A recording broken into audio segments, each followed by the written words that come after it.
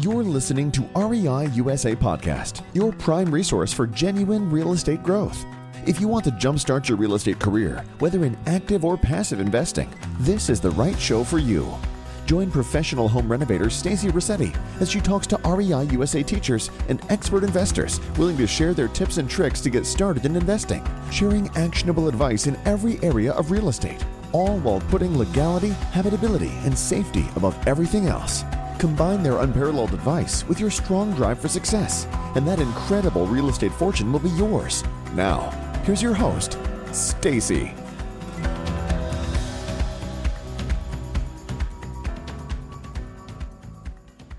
In New York, where a group of people, there was an investor who bought an apartment building, thought he could make a quick buck, good for him, but there was enough resistance that somehow the people living there objected, and they are now buying the whole building as a co-op, and it's being funded not through public funds, it's through, I guess, a not-for-profit. And so they're taking ownership as a cooperative for this building, which is, so that's another avenue we don't talk about too much with co-ops, but I just thought that was interesting. The owners are now financing their own building, and somebody else made it happen. So anyway, I'm going to talk about where's the money to buy primarily condominiums, but also any of these shared projects, and actually any type of real estate for the most part. I'm going to cover these subjects here as quickly as I can, as my company, Ordinary to Extraordinary Publishing, because I believe that ordinary people are extraordinary. There's some disclaimers that you should know about. That's the CYA stuff. And then a little bit about me real quick. I've done all kinds of real estate since the 80s pretty much. And I sold health insurance for a long time. And that was important because I learned how to market and how to sell. And I also learned the value of residual income. And I was known as Kiyosaki of Waterbury, Connecticut back in the day. I did start the Connecticut Real Estate Investors Association. It became the largest REIA and coaching program in the Northeast USA. And since then, I've handed that off to a new team of people that are doing really well. This is, what I've done. I have written 2 books. They're on Amazon. I've written a couple of online courses, and I've been featured in a lot of different articles. So that means that you're supposed to listen to me. So I hope so. I'm going to cover a couple different topics. First of all, how to buy houses using none of your own money, which is my favorite way of doing it. So here's the definition of creative financing. Kind of wanted you to get into this idea that you only have $100 to buy a house and your credit score is a disaster, like in the 400s, and you don't have a job. So let's think about that because as George mentioned, at some point in time, you're going to need money for real estate, but it doesn't have to be your own money. The whole point of creative financing is that it's using money from different sources, is creating win-win transactions with both you and the seller, and also your tenants, leveraging off the value and equity of the property rather than using cash, and exploring options that most consumers are not aware of. So people, primarily our best deals come from people that are facing some kind of a challenge. And our job as real estate investors is to come up with a solution that will allow them to sleep at night and move on with their lives. Creative financing is not relying totally on traditional financing, though I am going to share some of those today. It's definitely not scamming people out of money or their real estate. And it's definitely not scheming to get rich quick. Real estate, you can make quite a lot of money in real estate, and it's not necessarily going to happen overnight. Sometimes it does, sometimes it doesn't. So the nice thing about owner financing is that you can negotiate directly with the seller. It doesn't have to be listed with, if it's not listed with a real estate agent. If there is a real estate agent, you can still deal directly with the seller. You just need to make the agent aware that that's what you're doing. You don't need any money out of your own pocket. They don't check your credit for the most part. You can buy the property as is, so the seller doesn't have to make any repairs. You don't have to get approval from anybody, and you don't have to get appraisals from anybody, which is very valuable, especially right now where there's a changing market and things are going up very quickly. There may be an adjustment, we don't know, but at least this way we can just use our own noggins to figure out the best thing to do. You can close and sell very quickly, and you can create, like the one we're doing right now. We put it under contract and we're closing, I think, in 9 or 10 days, just enough time to get the title search. So, and you can create very flexible terms. The other thing about owner financing is that interest rates could be as low as you want or as high as you want. It depends on who's negotiating on what.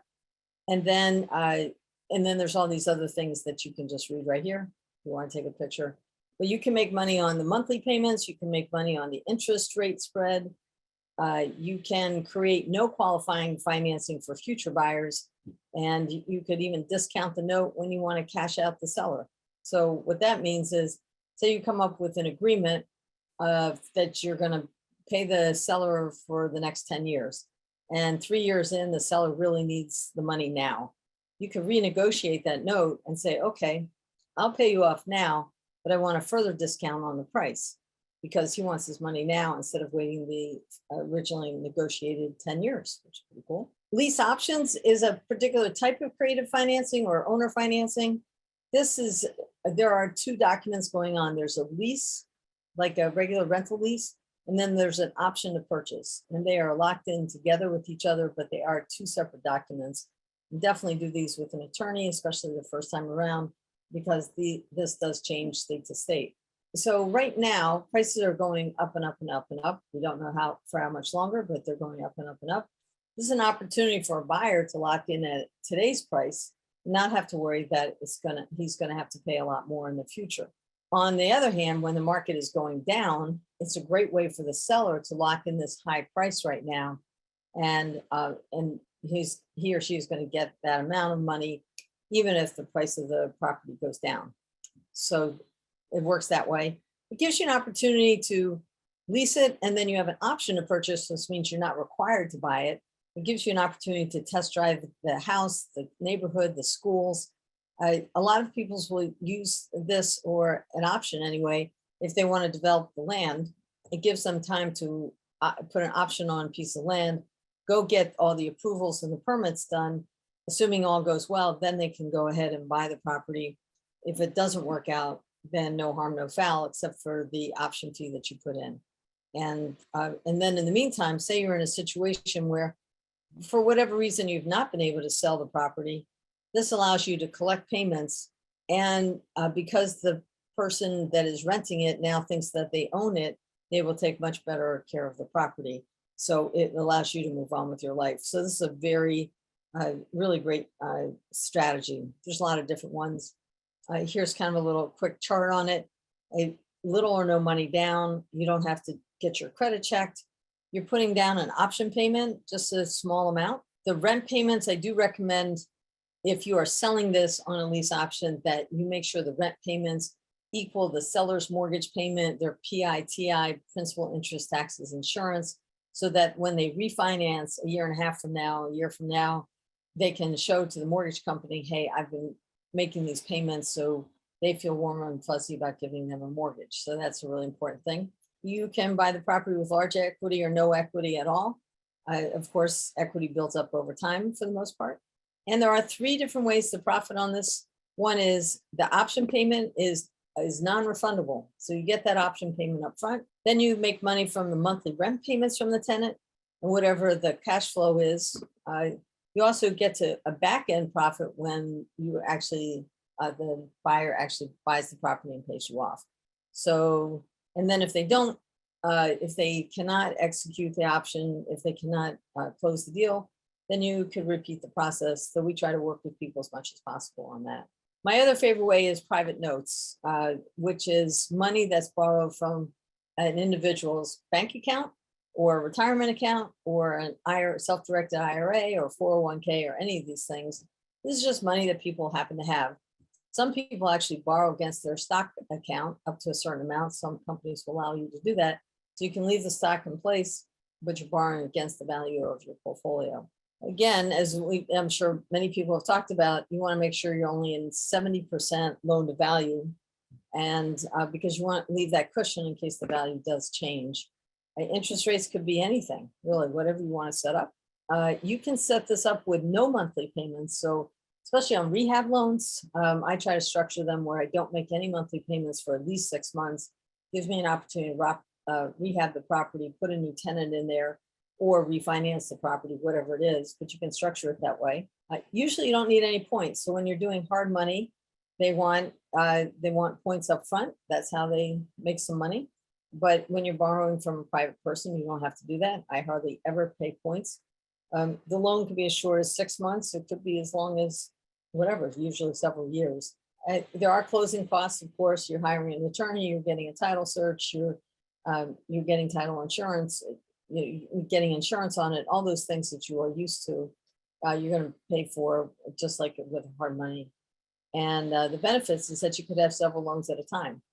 So sometimes based on mortgage practices, mortgage companies may only allow you to have a certain number of loans out. And with private loans, it doesn't matter. You can do as many as you want to, as long as they agree to it. And you could also borrow money as a second mortgage for the repairs or for the back payments. I've actually, when I was creating the course on buying condos, co-ops, more, I found out that there's just a lot of ABCs, verbology, words, however you say that, associated with mortgages.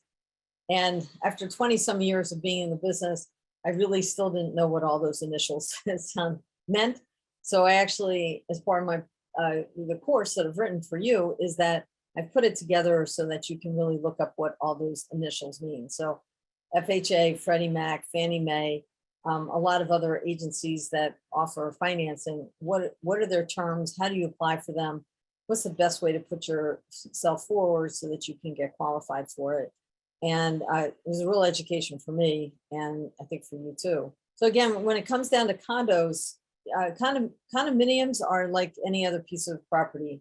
You actually own the unit itself. You own a percentage of the land. So you are actually a landowner, which is great. It's different than a co-op, which I don't want to get into now because it's just different. But condominiums, you can do anything you want, just like with any piece of real estate. Now, financing did get easier a couple of years ago when they said we can do a loan on an individual unit, even if the condo complex has not been approved for FHA. So that has opened up the doors. But if your complex is approved through FHA, and that's the link there, that it makes everything easier. You know that they follow rules of the FHA. You know that they have enough reserves to maintain the property. You know that there's at least 50% owner occupied. So if it is FHA approved, it's a lot stronger community than if it's not. The community you're going to be in may not be approved simply because they didn't do the paperwork. They have extended the amount of time that it takes to how often you have to get the community approved. I think it used to be every 2 years. Now I believe it's every 3 years, which makes life easier for the condo association. But anyway, if you go to this link, you can look up your community and see if it's been approved. If it hasn't been approved, don't panic. You can reach out to them, see what the story is. And as I said, FHA is now approving loans on an individual basis, depending on certain items. The Veterans Affairs also offers loans. Their big difference with VA is that the community must allow rentals, which I found to be very interesting. But if you think about it, a soldier may be called into duty super quick, and they may not have time to sell the property, and they want to be able to rent it. So I just thought that was an interesting nuance, but they have their own list. And then there's other things like United States Department of Agriculture, Indian housing. There's lots of different programs out there you want to be aware of.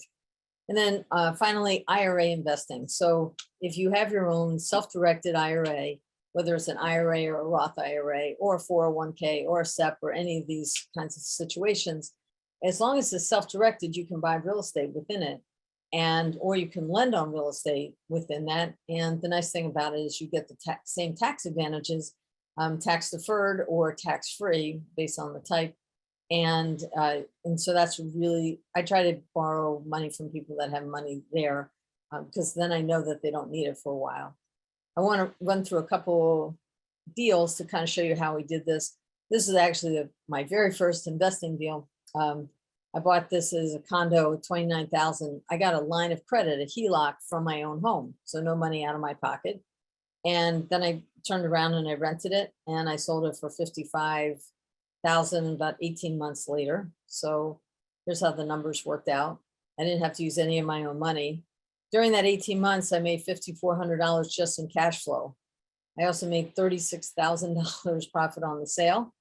And I had a tax write-off for 18 months because when you're buying and holding, you get to depreciate the building over 29 and a half years. So I made some tax write-offs there. And as an interest, I did hold a second mortgage for the buyer, and it was all done legally with the attorney. So I was able to do owner financing myself for that person, and I made a little bit more interest on that. So that's just another avenue. And again, I wrote it up with the attorney and we did that. Oh, that's my cat. Wholesaling is another way to finance, quote unquote, finance real estate, just like any other wholesale project. This is just one example. The wholesaler put it under contract for 45,000, found cash buyers in the area and assigned it for 55,000, assigned the contract for 55,000 and gave 30% to the agent that found the buyer. But again, this is a way to finance something and make some money on it. Here's another one that was pretty unique with these condos. With condominiums and co-ops, you have monthly fees that you have to pay. Some condos are very quick to foreclose. Some of them are not. In this case, it was 55 and older. This gentleman owned 3 units. He never paid the HOA fees. He never paid the property taxes. He only collected the rent. So he tried to sell it. This buyer convinced him that he was not going to get any money out of it. He already did. And she made a deal with the HOA and with the city to pay those taxes and HOA fees over time. So for the first 3 years or so, she really wasn't making any money, but she didn't need to. But now it's totally owned free and clear, except for the monthly taxes and HOA fees. So she worked that out. Very good negotiations, because that's not always possible.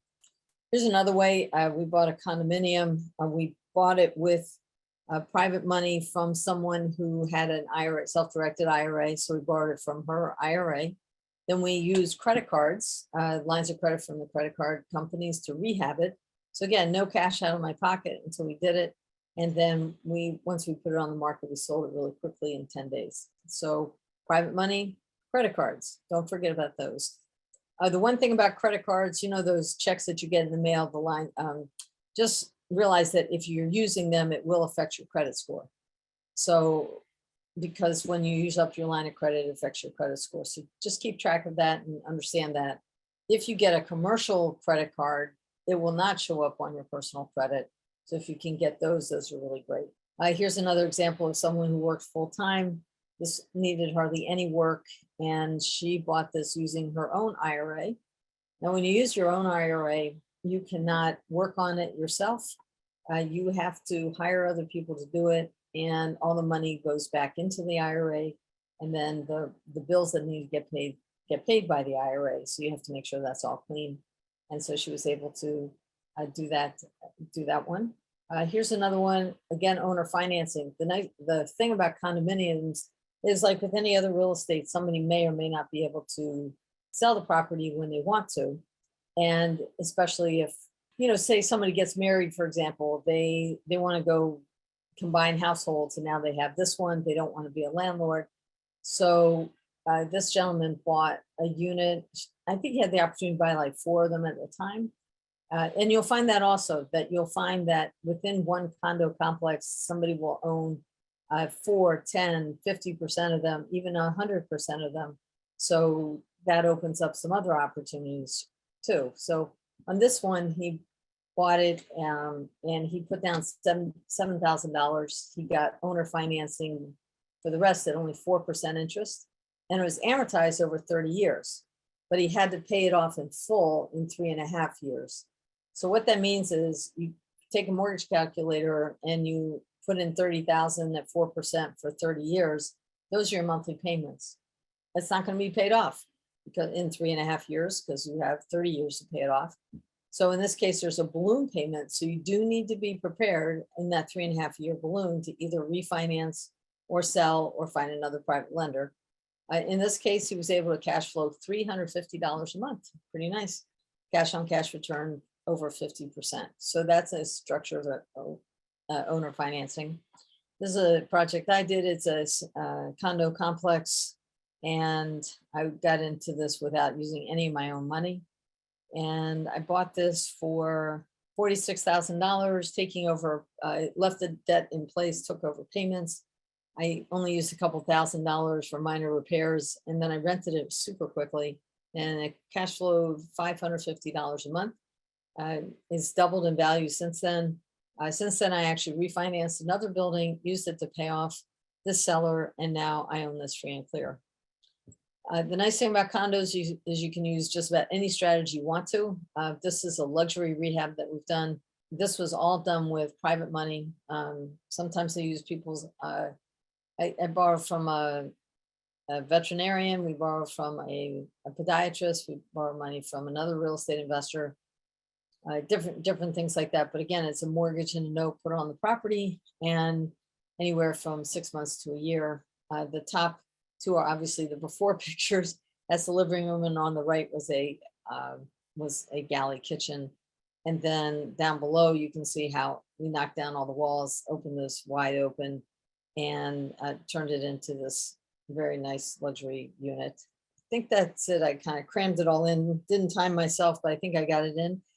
If you want any more information about how to buy condominiums, how to make profits with them, that's a website you can visit.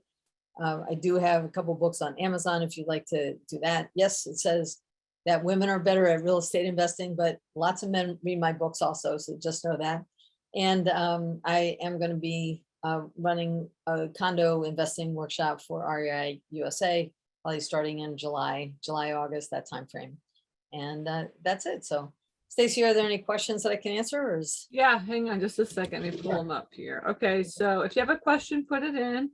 And I said, yeah, Linda's going to start teaching for REI USA in the next couple of months, so just be on the lookout for that.